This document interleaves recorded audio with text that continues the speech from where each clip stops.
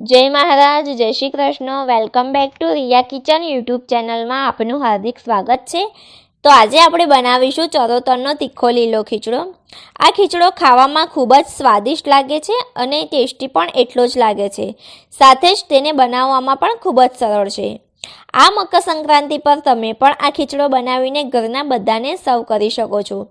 ખીચડાનો પ્રસાદ મંદિરમાં ભગવાનને પણ ધરાવવામાં આવે છે અને માર્કેટમાં ઇઝીલી આ ઘઉં મળી જશે. તો ચાલો આ તીખો લીલો ખીચડો કેવી રીતના બનાવવો તે જોઈ લઈએ. અને હા, હજી સુધી તમે મારી યુટ્યુબ ચેનલ રિયા કિચનને સબસ્ક્રાઈબ ન કરી હોય તો હમણાં જ સબસ્ક્રાઈબ કરી દો અને બાજુમાં રહેલ બેલ આઇકન બટન છે તેને ડબલ ક્લિક કરી દો, જેથી તમને મારી નવી રેસિપી વિડીયોની નોટિફિકેશન સૌથી પહેલાં મળે. અને રેસિપી પસંદ આવે તો વિડીયોને લાઇક જરૂરથી કરજો.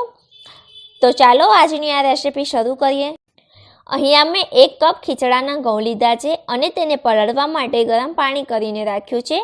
તો એ પાણીથી આપણે ઓવરનાઇટ માટે 6 થી 7 કલાક ઢાંકણ ઢાંકીને રહેવા દઈશું. તો તમે જ્યારે પણ બજારમાંથી છડેલા ઘઉં લાવો તો તેને 6 થી 7 કલાક પલાળીને રાખવા ખૂબ જ જરૂરી છે. તો તમે જોઈ શકો છો કે ઓવરનાઇટ પલાળ્યા બાદ ઘઉં સારી રીતે પલળીને ફૂલી ગયા છે. તો આપણે પહેલાં આ પાણીને કાઢી લઈશું. ત્યારબાદ તેને 2 થી 3 વખત ચોખ્ખા પાણીથી સાફ કરી લઈશું. તો તમે જોઈ શકો છો કે દાણો આ રીતે એકદમ સોફ્ટ થઈ ગયો છે. તો અહીંયા મેં મિક્સ દાળને 2 કલાક પલાળીને રાખી હતી. તો અહીંયા મેં દાળનું માપ 1/4 કપ લીધું છે, જેમાં મગની દાળ, તે જ માપ પ્રમાણે તુવરની દાળ, મસૂરની દાળ, ચણાની દાળ, અડદની દાળ, ફોતરાવાળી મગની દાળ એમ 6 પ્રકારની દાળ લીધી છે. તેને મેં ગરમ પાણીથી પલાળીને રાખી હતી. સાથે જ તેમાં 1.5 કપ જેટલા સિંગદાણા પણ ઉમેર્યા છે. તમે ઘઉંની જેટલી ક્વોન્ટિટીમાં લો એટલી જ ક્વોન્ટિટીમાં દાળ લેશો તો ખીચડો ખૂબ જ સ્વાદિષ્ટ બનશે. અને તમારે જો ઘઉંની ક્વોન્ટિટી કરતાં દાળની ક્વોન્ટિટી ઓછી રાખવી હોય તો પણ રાખી શકો છો. તો દાળને પણ આપણે 2 થી 3 વખત સારી રીતે ધોઈ લઈશું. હવે ઘઉંને અને દાળને આપણે અલગ અલગ બંને પ્રેશર કુકરમાં બાફવા માટે લઈશું, જેથી દાળ રીતે બફાઈ જાય અને ઘઉં પણ સારી રીતે બફાઈ જાય. તેમાં આપણે 3 કપ જેટલું પાણી ઉમેરી ઢાંકણ બંધ કરીને સ્લો ટુ મીડિયમ ગેસની આંચ પર 4 વિસલ વગાડી લઈશું.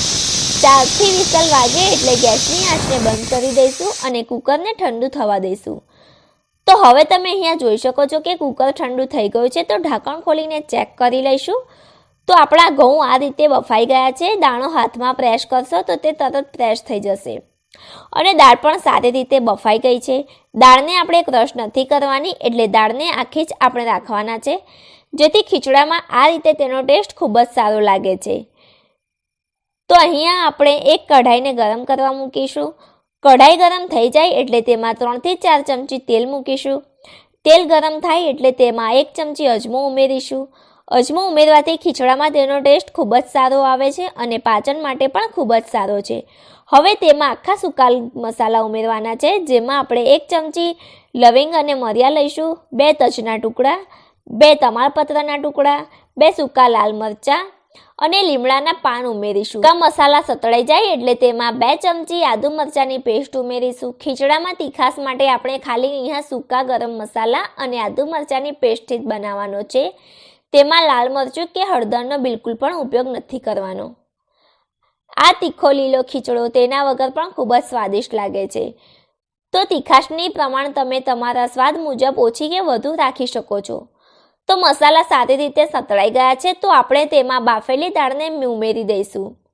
દાળને ઉમેર્યા બાદ તેને સારી રીતે મિક્સ કરી લઈશું અને તેમાં દાળ થોડી ઉકળવા લાગે એટલે આપણે બાફેલા ખીચડાના ઘઉં ઉમેરી દઈશું અને તેને બરાબર મિક્સ કરીને 2 કપ જેટલું પાણી ઉમેરીશું. તેને બરાબર મિક્સ કરી લઈશું અને લાસ્ટમાં મીઠું ઉમેરીશું. મીઠું જો પહેલાંથી વધારે ન પડી જાય તેનું ખાસ ધ્યાન રાખવું, જેથી તે એકદમ ખારું ન થઈ જાય.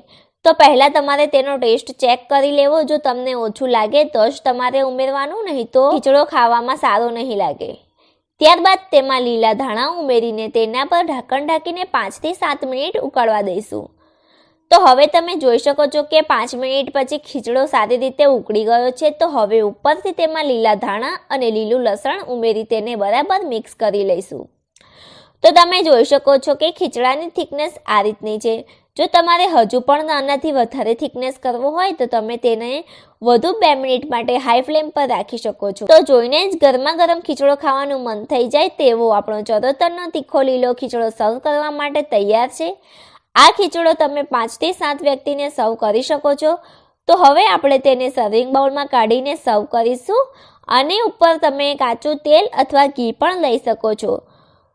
તો તમે પણ આ મકર સંક્રાંતિ પર જરૂરથી બનાવજો અને મારી આ રેસીપી પસંદ આવે તો વિડીયોને લાઇક કરજો, ફ્રેન્ડ્સ ફેમિલીમાં વધુમાં વધુ શેર કરજો અને મારી યુટ્યુબ ચેનલને સબસ્ક્રાઈબ કરવાનું બિલકુલ પણ ના ભૂલશો. Thanks for watching my video.